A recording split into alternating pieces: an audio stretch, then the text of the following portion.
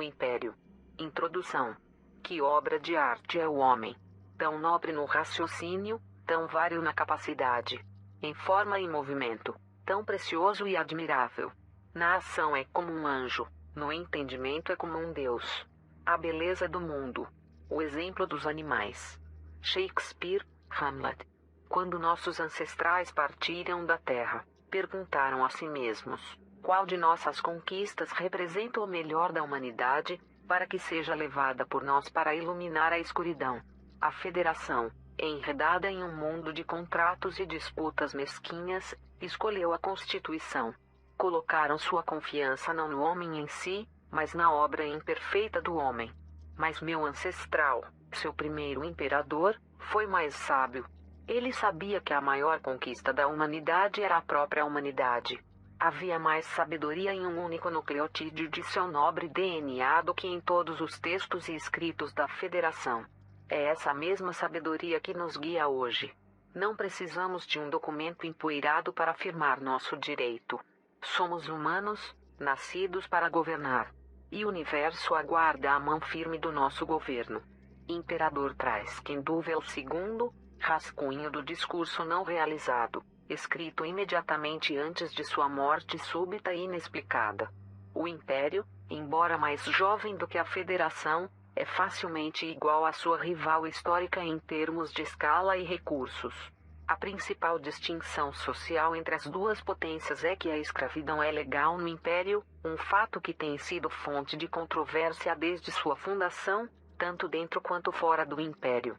Porém, alguns observadores apontam que as condições para as pessoas nos níveis mais baixos da sociedade federal são piores do que as oferecidas aos escravos imperiais. A imagem popular do Império é de opulência, mas embora pompa e ostentação possam ser a norma nos sistemas centrais do Império, em outras partes do espaço imperial é possível encontrar vários exemplos de privação e miséria. Na verdade, o Império engloba vários contrastes marcantes. Tecnologia sofisticada existe ao lado de um sistema de governo da Roma antiga, e a riqueza dos mundos centrais depende do trabalho escravo, muitas vezes sem regulação, nas colônias externas. A eficiência industrial impiedosa e a baixa tributação tornaram o Império rico e poderoso. A hierarquia da sociedade imperial é rígida, mas um cidadão pode sempre subir os degraus se tornar suficientemente rico e tiver as conexões certas. Até mesmo um escravo poderia, teoricamente, tornar-se senador.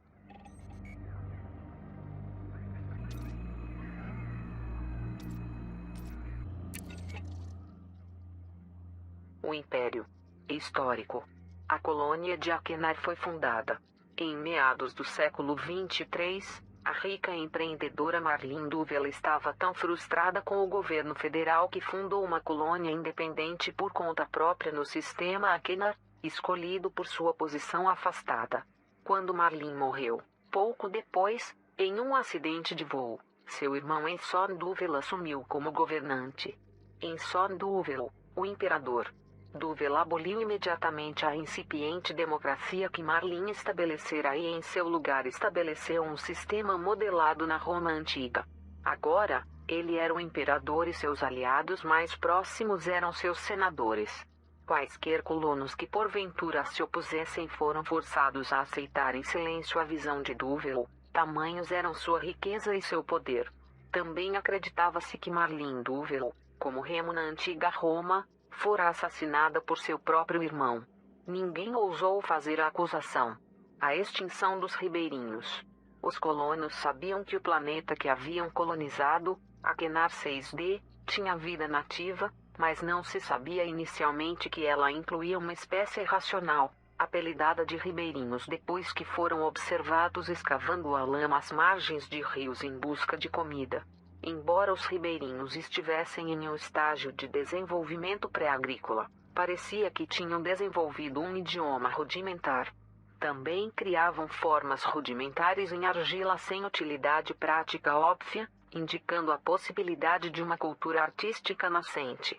Os ribeirinhos mostraram-se fatalmente vulneráveis às bactérias trazidas pelos colonos, e dentro de poucas décadas da fundação da colônia, a espécie foi extinta. Posteriormente surgiram boatos de que em Son Duvel havia propositadamente removido todos os traços dos ribeirinhos, em parte por medo de represálias federais, mas também para garantir que seus planos não fossem impedidos por restrições ecológicas. A federação tentou reaver Atenar. Quando o governo federal ouviu os boatos de que a colônia de Duvel havia, de forma imprudente, causado a destruição de uma espécie racional nativa, decidiu intervir militarmente. As naves imperiais rechaçaram os atacantes federais, que não conseguiram estabelecer uma base operacional nos mundos externos sem atmosfera e tiveram dificuldades com suprimentos, estando tão longe da Terra. As forças federais recuaram eventualmente, entrincheirando-se no sistema Beta Hydri. Combates com as naves imperiais continuaram por 50 anos, mas não foram capazes de impedir que Duvel expandisse o Império para vários outros mundos. A Era da Expansão. Após cessarem as hostilidades com a Federação, o Império adentrou um século de crescimento, anexando vários novos sistemas e convencendo outros a fazerem parte dele. Passou os 2 séculos seguintes consolidando seu novo território, nomeando administradores coloniais dentre as casas nobres de Aquinar.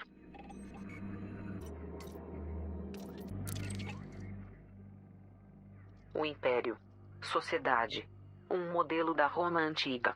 O Império opera em um sistema cliens. A sociedade é dividida em níveis: imperador, senadores, patronos, clientes e cidadãos, com os escravos abaixo destes. Grupos de patronos oferecem seu apoio a um senador, oferecendo serviço militar, receitas de impostos e o direito de usar o voto dos patronos no Senado a seu favor. Em troca, os patronos recebem algum grau de proteção e segurança material, além de terem seus interesses representados no Senado Imperial. Os senadores são responsáveis por decidir as alíquotas de imposto e os sistemas de bem-estar social de seus patronos, ou seja, quanto mais baixas as alíquotas de imposto de um senador, mais patronos ele tem chance de atrair. Porém, esta não é a única preocupação de um patrono. Lealdade com o tempo, compatibilidade ideológica, conexões familiares e negociatas discretas fazem parte da decisão de qual senador apoiar. O sistema expande-se para baixo a cada nível de forma semelhante, com os clientes apoiando determinados patronos, e os cidadãos apoiando determinados clientes. Os votos em posse de cada patrono são compostos pelos votos totais de todos os clientes que o apoiam. De forma semelhante, os votos em posse desses clientes são compostos pelos votos totais dos cidadãos que os apoiam. Portanto, os patronos podem investir graus variáveis de poder a seus senadores escolhidos, resultando em alguns senadores serem mais poderosos que outros. Os senadores são responsáveis por quem está abaixo deles, o que significa que todos têm uma forma de seguridade social, pelo menos na teoria. Na verdade, muitos senadores se orgulham da seguridade que oferecem a seus cidadãos. Sabe-se que alguns deles drenam riquezas materiais de mundos pequenos e independentes e as transferem para a economia de Capitol, permitindo a eles reduzir os impostos dos cidadãos e melhorar consideravelmente sua própria popularidade. Os patronos são livres para retirar seu apoio do senador escolhido, colocando sobre o senador o ônus de representá-los de forma satisfatória ou perder poder de voto. Estratificação rígida. A divisão entre as classes sociais é formal, sem ambiguidade e restrita, mas existe um caminho claro para avançar. Uma pessoa pode pagar uma taxa e solicitar admissão no nível acima. Dessa forma, escravos também podem se tornar cidadãos. A lei não é igual para todos. Os senadores têm a responsabilidade de aplicar as leis e devem obedecer os decretos do imperador, mas estão acima da lei de outras maneiras. Um senador pode até mesmo realizar execuções pessoalmente com pouco ou nenhum medo das consequências.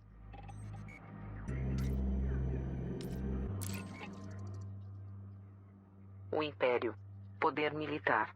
A Marinha Imperial. Manter uma marinha modernizada sempre foi uma grande prioridade para o Império. A ameaça constante apresentada pela Federação levou imperadores do passado a esvaziar os cofres repetidamente por medo de ficarem em desvantagem na corrida armamentista. Mais recentemente, os fundos vêm de ricos senadores individuais, com vários deles mais do que ansiosos para obter influência sobre a Marinha. Na verdade, afirma-se que ocorre mineração devastadora em planetas para apoiar essa causa. O sistema Fascici pode ser considerado a mais importante base naval imperial. Vários oficiais ficam alojados no planeta Topaz, enquanto Peters recabriga os centros de treinamento. Além das frotas de combate, a Marinha Imperial mantém uma subdivisão dedicada a explorar as fronteiras do espaço conhecido. Os Homens do Imperador. A engenharia genética não é tolerada oficialmente no Império, mas ocorre em algumas situações. Um exemplo notável são os Homens do Imperador, um grupo de supersoldados geneticamente modificados usados na invasão de choque de Mansfield Colony no sistema Lidla, em 2959. Eles provaram sua eficiência com brutalidade, dizimando as defesas federais em apenas 2 horas e infligindo uma rara derrota a um regimento Gurkha federal.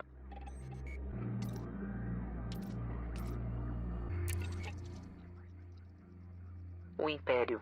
Cultura e valores. O corpo humano representa a perfeição. Esta crença, que já teve intensidade quase religiosa, ainda forma o alicerce da cultura e da moral do Império. A modificação genética não é vista com bons olhos, mas sabe-se que ocorre correção genética, supostamente para corrigir defeitos como a vulnerabilidade a certas doenças. A crença na santidade do corpo humano tem sua origem no primeiro imperador, em Sonduvel. Embora ele não alegasse ser literalmente descendente dos deuses, como faziam os imperadores romanos da antiguidade, declarou que sua imagem era o paradigma a que os outros deviam aspirar. Exigia-se que os lares de todo o império exibissem uma estátua ou busto do imperador em local de honra. Espera-se, assim, que os cidadãos imperiais evitem hábitos que corrompem ou profanam o corpo humano, como o abuso de narcóticos. A posse de escravos, por outro lado, é tolerada da mesma forma que a posse de uma bela obra de arte é tolerada. Assim, maus tratos de escravos é o equivalente a vandalismo. Manter o próprio corpo em condições ideais e adorná-lo com joias e roupas caras não é vaidade, mas um dever. E ser proprietário de escravos bem tratados também é considerado um sinal de bom caráter. A palavra do imperador é suprema. O sucessor do imperador é decidido pelo Senado, embora a dinastia Duvel tenha uma base de poder tão sólida que o trono imperial sempre foi ocupado por membros dessa linhagem. Há gerações, a seleção genética garante que o herdeiro do imperador seja homem e a governante atual, Arissa Lavigne Duvel, é a primeira mulher a subir ao trono. Marlene Duvel é por vezes descrita como a primeira governante mulher do império, mas isso não é correto. A colônia que ela fundou era democrática. Honra é tudo. O valor dado à honra é uma constante em todos os níveis da sociedade imperial. A honra pode ser perdida de várias formas, incluindo por dívidas não pagas, por falta de respeito a um superior ou de sustento a um dependente, por quebrar um voto solene, por entrar em combate com armas covardes como gás tóxico, e por profanar o próprio corpo. A escravidão é aceitável, mas os escravos devem ser bem tratados. No Império, não é incomum que os pobres e desprovidos se alistem para um período de serviço militar em troca de uma pequena quantia em dinheiro. Uma lógica semelhante é aplicada à escravidão imperial, de forma que alguém pode vender a si mesmo como escravo para saldar uma dívida e restaurar sua honra. Vender a si mesmo como escravo é um processo legal simplificado e resulta em uma quantia garantida em dinheiro para a família, sendo assim uma opção popular para os desesperados. Na prática, porém, muitos descobrem que leva muito mais tempo do que o esperado para saldar suas dívidas. As pessoas também são forçadas à escravidão contra a vontade. Às vezes, Um senador sentencia uma pessoa de nível mais baixo a ter sua cidadania revogada e ser designada como escrava, mas é mais comum impor uma multa tão significativa que o cidadão não tenha recurso a não ser vender a si mesmo como escravo. Os escravos também podem ser feitos de prisioneiros após um conflito, raptados de seus lares ou até mesmo capturados em naves invadidas. Embora a troca de escravos seja legal em todas as partes do império, exceto Emerald, trazer novos escravos em tempos de paz é ilegal sem a bênção de um senador.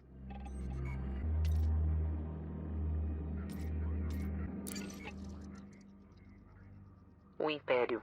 Relações diplomáticas. A Federação. No Império, o ressentimento com a Federação é profundo. A superpotência é lembrada como uma força opressora de interferência que evita, de forma hipócrita, causar o menor dano à vida não humana, mas não vê problema em impor, à força, seus valores sobre outros humanos, e carece das liberdades e costumes sociais a que o Império dá tanto valor. Embora a hostilidade aberta tenha sido o caso no passado, a situação atual é uma coexistência rancorosa onde a desconfiança floresce. Apesar da antipatia, o Império cooperou com a Federação em uma série de iniciativas conjuntas contra os Targoides no início do século 24. A Aliança. Quando a Aliança foi fundada, em 3230, após um conflito custoso contra o Império e a Federação, vários sistemas das duas superpotências migraram para ela. Para a surpresa de muitos, o Império teve pouquíssimas ações de retaliação, em parte devido à saúde fragilizada do imperador da época e em parte devido a uma crença de que os sistemas desertores voltariam ao seu lar natural mais cedo ou mais tarde. A atitude atual do Império para com a Aliança é um desprezo cuidadoso. Reconhecê-la como uma ameaça seria quase como demonstrar respeito. Política interna. Não é surpreendente que em uma sociedade tão preocupada com hierarquia e influência, o Império contém uma grande diversidade de blocos competindo por poder. Particularmente, existem grandes rixas entre as várias casas da nobreza, cujos valores variam de tradicionalistas ferrenhos a reformistas convictos. O Senado Imperial já não é tão ofuscado pelo imperador como era, e obteve força suficiente para agir como um contrapeso à vontade política do imperador. Porém, o caráter individual do imperador ainda determina a direção geral do império, e a sugestão de que o império deveria evoluir além de seus costumes antigos provou ser profundamente divisiva.